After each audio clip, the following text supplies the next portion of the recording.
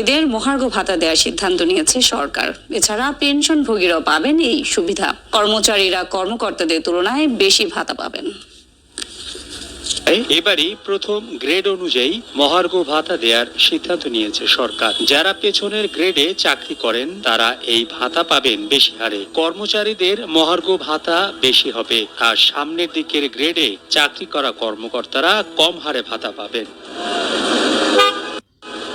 প্রস্তাব অনুযায়ী প্রথম থেকে তৃতীয় গ্রেড মহার্ঘ ভাতা পাবে মূল বেতনের 10%, চতুর্থ থেকে দশম গ্রেড পাবে মূল বেতনের 20%, 11 থেকে 20তম গ্রেড পাবে মূল বেতনের 25%।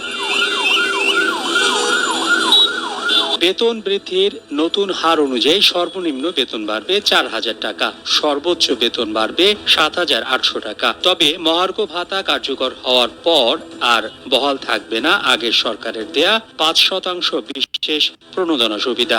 অর্থ মন্ত্রণালয়ের কর্মকর্তারা সংবাদ মাধ্যমকে এসব তথ্য জানিয়েছেন। তারা বলছেন, পেনশনভোগী কর্মকর্তা কর্মচারীরাও পাবেন মহার্ঘ ভাতা।